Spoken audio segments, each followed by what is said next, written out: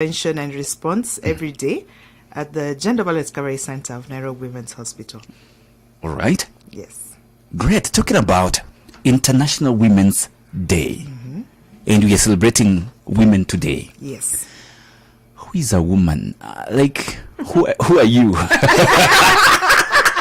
I saw it coming. I did. I think even the one as a good sign. Who are you? A woman is a beautiful person, as Sharon said. Yeah. Women are beautiful people. Women, and I'll include girls, are amazing people who have lots of roles. That's a triple role. They reproduce, they have to be in the community, they have to, be productive in their lives. And women can be amazing people if they get the support, and they are amazing people. All right. But we can exploit their potential, and they're really to be included in the communities. But then again, women face a lot of challenges from different fronts. Yes. Where I work, women face 80% of the survivors, that is of gender-based violence survivors. And we had about 4,325 gender-based violence survivors in the last 1 year. 80% of them were women and girls. A lot of women. Did you say 4,000? 4,000, yes. Over 4,000 in 1 year, when there's no conflict, there's no violence, when it's just calm. Wow. Okay. And 69% of that being sexual violence survivors. So women, then, that shows you that they face a lot of violence, a lot of gender-based violence that also then affects their lives, so to say, and also them being carers then will affect the society, of course. Yes. All right. Right. Just staying on that a little bit more, Alberta, you said you have a chance to deal with these people or these women and girls every day. Yes. What's your experience dealing with them and with the cases that we, just mentioned? What's your general experience? What do we need to change, improve on, include? Yeah. So my experience is, it's very sad. It's very sad because the kind of cases we receive are extreme severe cases. What the cases are like, it's all ages. The youngest survivor we've had of sexual violence has been a 3-day-old baby, and the oldest 105-year-old woman. Wow. That's just sexual violence. We've had women who've been beaten and lost their babies as they're pregnant. Cuts across all ages, so that I've said. Cuts across all social status, whether you're educated, you're not educated. Cuts across all areas, in the rural, in the urban, all areas. And all forms of gender-based violence. So there's sexual, there's physical, there's female genital mutilation, there's economic violence, there's physical violence. So all those forms of violence. And sometimes you have it compounded. You find that a girl underwent female genital mutilation, had child marriage, then there's physical violence and all that, didn't get education. So sometimes they're compounded. It's very expensive. That's my experience every other day. We've had a lady who was gang raped in Lodwar. She's actually on her 3rd surgery, 1 year down the line, reconstructive surgery. Just had a small girl, 2-year-old from Gatundu. So it, of course, then affects everyone else, including economically. In 2016, National Gender and Equality Commission costed gender-based violence in Kenya at 46.1 B, just in 1 year. So it's very expensive. It's also very psychological. It affects you psychologically, crazily so. I've had colleagues who've had to leave. They love the job, they love what they're doing, but it's mentally, there's a lot of secondary trauma and burnout. Of course, again, also for the survivors, the psychological trauma is also even way worse than the physical trauma. What can be done? That was your next question, yes. Sharon. What can be done, and what also GVRC does, is to create awareness to be able to prevent. But of course, I cannot just come and tell you, gender-based violence is bad, please stop it. No. It's a whole social behavior change, a change of social norms, a change of a society that's tolerant, because it's us who perpetrate that violence, It's sometimes systemic, it's sometimes culturally entrenched, the communities you'd go to. And a wife will tell the husband, you don't love me because you've not beaten me for some time, you know. There are communities you'd go to, and these are the gatekeepers, the administrative, you know, the chiefs and all that, and they beat their wives because they think it's okay.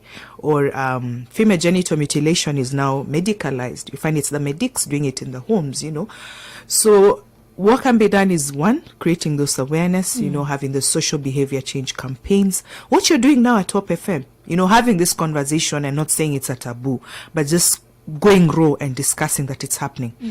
Having laws and policies and practices. So we have enough good laws that we need to implement around gender-based violence. And also protection mechanisms. So we have what we call the Generational Equality Forum commitments that Kenya has committed to. And part of them is setting up polycares. Part of it is to set up GBV protection centers. And the State Department of Gender and Affirmative Action is already on it. Having shelters, having GBV, GBVRC. So GVRC has 9 centers, and we've set up also another 14 and continue to do so in county hospitals. So we call them GBVRCs. So then you have access to the services. Having, let's say, affirmative actions, that's part of it, you know, getting more women into leadership. Yesterday, we just saw the G7, the 7 governors having a strategy around leadership. So, of course, I'm assuming, and I maybe most likely it's a call to how do we enhance women. So it's not just about affirmative action, but it's having quality women at the table to be able to be the voices, you know, of the women and girls. Things like sanitary pads now distribution is now under State Department of Gender and an executive order recently. So then having that distribution, because period poverty also causes gender-based violence, but also limits women and girls, you know, productivity. So for example, the days that they're going to lose, you're telling someone to buy a pad and they don't even have money for food, for example. So those are some of the things. And again, male inclusion, Frank, trying to run away earlier. Where am I coming in? Come to him. Where am I coming in? Men also being there as allies. Yes. You know, being there as allies, so that then together, because like we're in a patriarchal society. So how do we make men understand that you don't want to play a game with half the team, you know, with 11 players. You want to have the full team. And I'm an Arsenal fan. Are So, you? it drops in the middle of that. I don't know how to post. So that, but also men are survivors. Yeah. So 10% of the survivors I was talking about are men and boys, and all forms of gender-based violence. But again, men also suffer. What would I say? Much more, but don't report, because culturally you're not supposed to cry, you're not supposed to reach out, there's no response mechanisms and things like that. Wow. I'm thinking about the theme for this year, which is, you know, inspiring inclusion. And I'm wondering, what does it mean to you? And probably what do we need to do as a society towards achieving a society that, you know, includes women? Yeah. What does the theme mean to you? So the theme, how do we then ensure that we have gender equality? How do we have that inclusion? And the theme also speaks to investing in women and accelerating progress. So that's one way to have that inclusion. When we invest in women in terms of, and there are different programs, for example, under Safaricom Foundation around women and tech and such things, giving the skills and the knowledge, for example, to women and girls to be able to be part of the workforce. Yeah.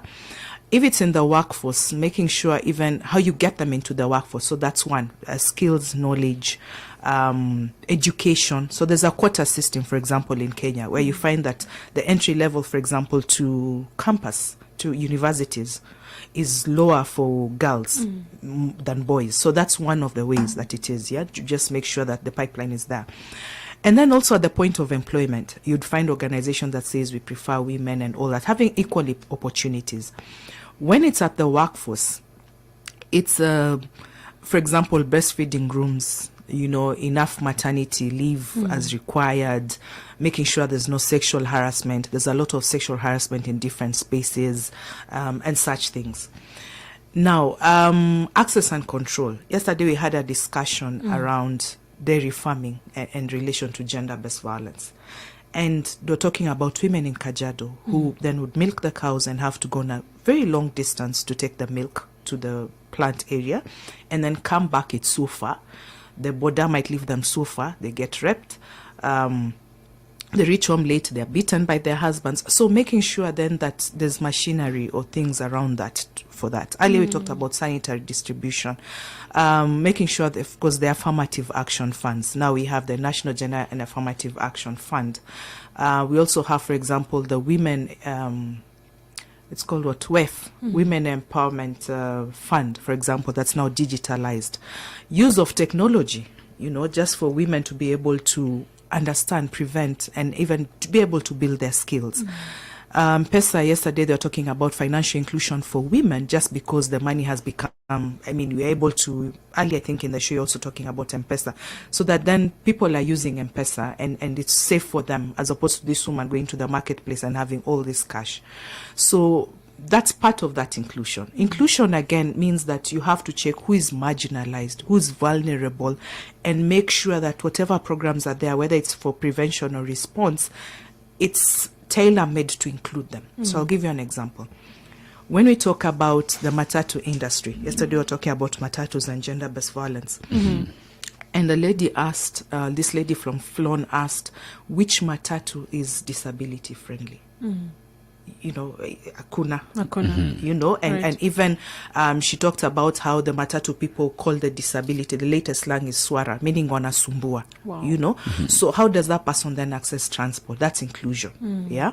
And again, inclusion, you look at, for example, the marginalized areas in Kenya, the ASIL areas. So it's looking at those different areas. The elderly women, are also part of leaving no one behind. So the idea is leaving no one behind and understanding that everyone has specific needs. Am I making sense? So even where I'm working, for example, it's GBV response services, but it's not blanket service delivery for everyone. If Frank, God forbid, let me not use Frank, if a man came for services, is there a male counselor because they prefer a male counselor? If it's a teenage girl, she's an adolescent girl, and I'm there, I might impose my own values as an older woman and start on, ulikuwa na ujinga gani ukienda huko ukitembelea mwanaume, but you see she's below 18, she can't even reason, she can't even consent, whatever it was, it's defilement, so that then is inclusion and making sure that we are able to give a stepping stone for the people who are not, to address the different barriers for them to access whatever services or whatever opportunities are there. All right. You had mentioned of the bit of the theme, invest in women, accelerate progress. And you've talked about how society and maybe the nation or everyone out there can come in to invest in a woman. Now, beginning at home, in family, and at a family level, how can a man of the house or family at large do invest in women to accelerate progress? Yes. Yeah. So one, treating all children as equals, the boy and the girl. Yes. Yeah. Don't have this girl and the boy come from school and the girl has to do the, the housework. Before, uliumia kama mimi Sharo. It is not wrong to do the housework, but the boy is busy playing or busy studying. So treating them as equals, let them both do the housework. Once my father said, I was like, I call him and he's like, I'm cooking. And I'm like, Kaya, you cook? He's like, yeah, I have a stomach. So the point is, doing that work and having equal opportunities. Don't take for example, the boy to school and not the girl. Yes. And it starts from socialization. Yeah. So things like that. Toys. You're buying for this one, aeroplanes and cars, and this girl cooking and all that. So what are you trying already to build? That you can become a pilot. It's true, your condition, yeah, but you can become a pilot, but wewe unakaa jikoni ukipika. So it starts from that socialization. Respect. Yes. So that then there's also respect, and show that there has to be mutual respect between these two genders. So again, equal opportunities. I talked about going to school. This woman, allow your woman then to go and work as the man of the house. She's, whatever she's bringing, she's contributing to that basket of the family. Allow her to explore her potential, allow her to live her passions. I say, yes, we're individuals. You're married, yes. You're one. You're married. Yes. But you're also still an individual. Yeah. So you can go. She can go work. You know, there are women who are not even allowed to go and work. Yeah. Or even if they're allowed to go and work, they're not allowed to. So when they come, they have no say, for example, over their income. It's a partnership. I look at marriage as a partnership. So that way, I think, is also part of that inclusion. So if we have to talk about inclusion, when it comes to, you've talked of finances, a man's money is ours. I already know. You know where we are going in this conversation. So, can I turn off his microphone? Please do. Now you can leave. You know how you wanted to leave earlier? You can go and come later. Come back later. So can we include a woman when we are talking about finances? Yes. All We right. should be able to put the finances and agree as a family and say, this is what we want to do, or this is how we are. Hey, my husband is like, listen. Don't allow calls from outside. We got you, Alberta. Don't worry. So, I mean, so I'm not saying that the woman does not contribute. No, Yes. there Right. should be discussions. Of course, these are discussions that we should even have way before marriage. So those are some of the mistakes that we are also making. All right. Wow. Okay. So we want to talk about an event that is coming up. But before we get to the event, maybe you can tell us a bit more about, I've been thinking about what you said as practical things that we can do. And you mentioned the family level, you mentioned the government, you mentioned everyone, the organizations, for example. What do you feel has hindered, inclusion from where you sit? What do you feel has kept us from achieving these things that we would want to achieve as a society? Thank you. And before I answer that, also part of the family, what we forget is that children learn from modeling. So even how you treat each other as partners, those Right. children are going to see. And that's what sometimes they grow and imagine. If my mom kept being beaten, that's how women are treated. Right. So then they become, perpetrators when they grow up. Or they experience, there's also family violence. You think you're fighting two of you and you think it doesn't affect your kids. It does. And then they grow up to rebel and behave so. So what has hindered inclusion? Society, cultural norms. So same now ties up with what I was saying earlier, because that's what we saw our parents doing. So that's what we are going to do. That's how we are going to behave. I saw my mom being beaten, so then I think that's how women are supposed to be treated. So when my husband beats me, then it's okay, and so forth. So that is wrong. Tolerance, being a society with bystanders. We had the time when we were having My Dress, My Choice, when people were busy stripping people down.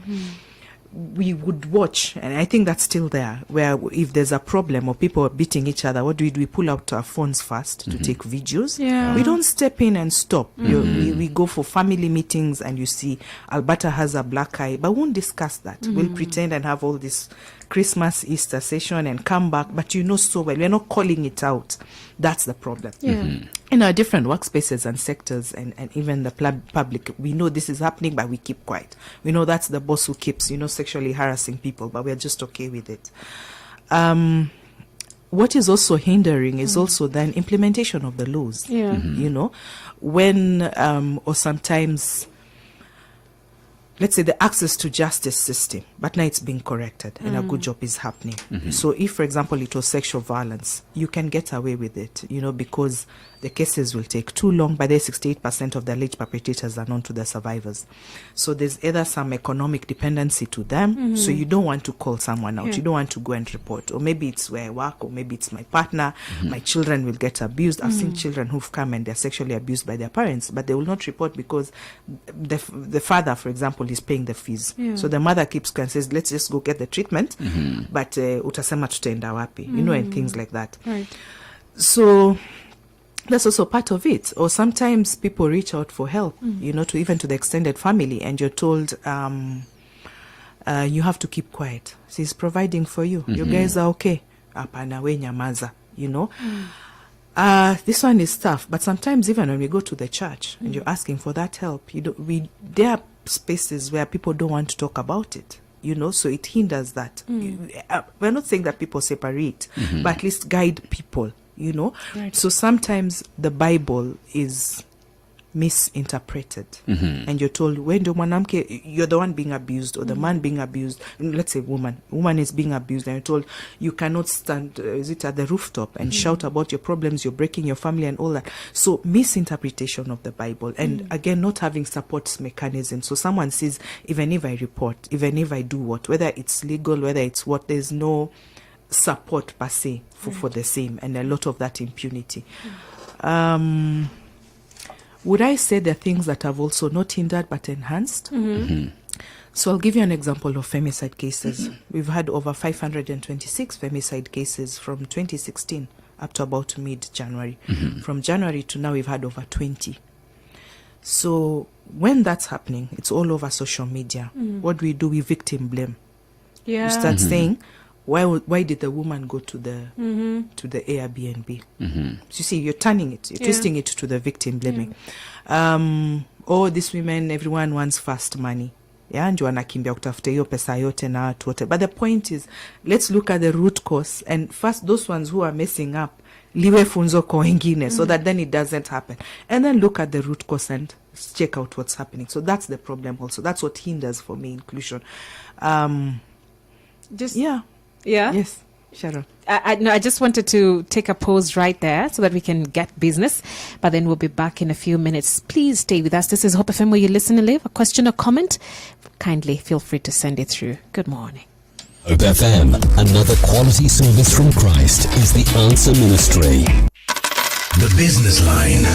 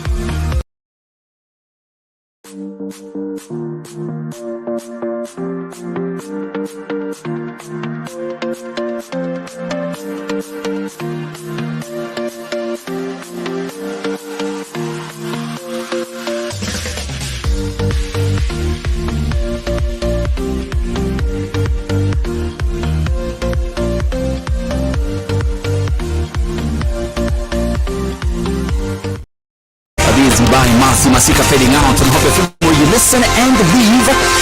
These are just 7 minutes at the top of the hour, the 8th of March, the year 2024, and you know what? It's International Women's Day. Come on. Sina money. What do you mean? The Lord gives you peace that surpasses the understanding of men. You said he never lies. So are you disclosing it?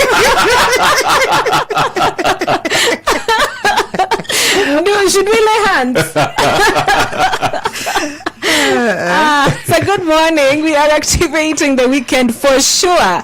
Having the conversation with one Alberta and loving it so far. We've gone quite some strides. We're about to wrap it up in a short while. She'll be giving us final remarks. But before she does that, we have an event that is coming up that is of importance, especially where the woman is concerned, because it's the East Africa Women of Excellence Awards. Frank, I tell you. Umesikia? Yeah, Woman of Excellence. Yes, and it's East Africa, not just Kenya. Yeah.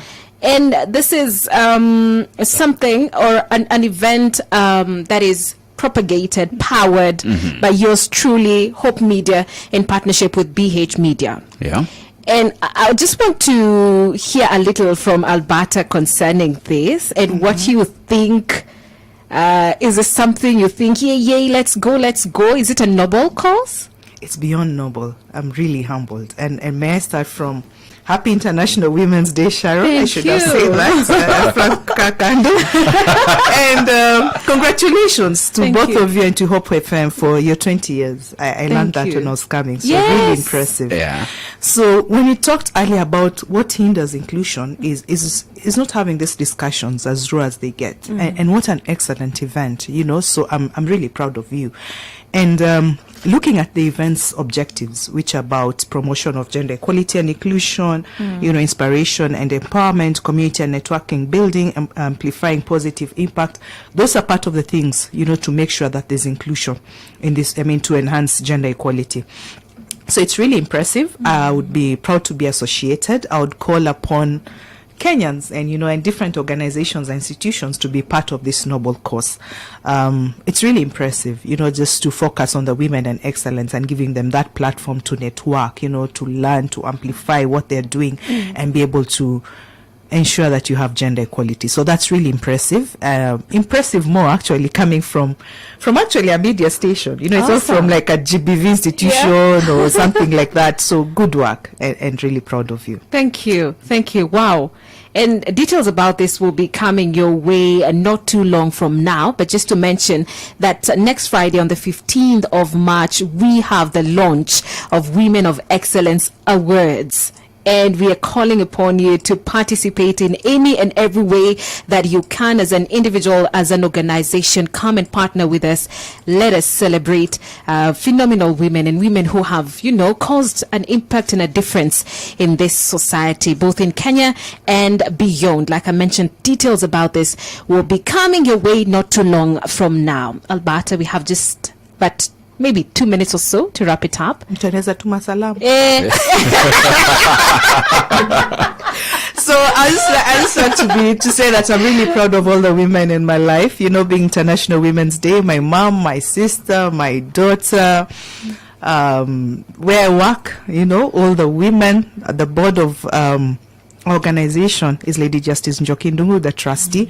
So really proud of all these women who make a difference in our lives, and all the women at Hope FM.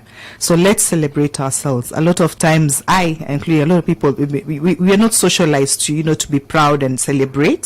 But here we are. And just as your event is Women of Excellence, we are women of excellence. Right. And let's just get better and better. Wow. Thank you. Thank you. We celebrate you. Thank you. Thank you for coming. Thank you and too for having me. And thank you for the great job that you continue to do on a day-to-day basis. Asante sana. Well, strength and grace to you. Okay, beautiful. Our time with Alberta is done, but it was an amazing time, and we truly want to appreciate you so much as well for joining. Thank you for watching the live on our social media platforms. Share this link. Let people get to know this information. I mean, part of it, as she said, is creating awareness. Let us create awareness about this. And we wrap it up with a declaration, right, Frank? Yeah, sure. Great.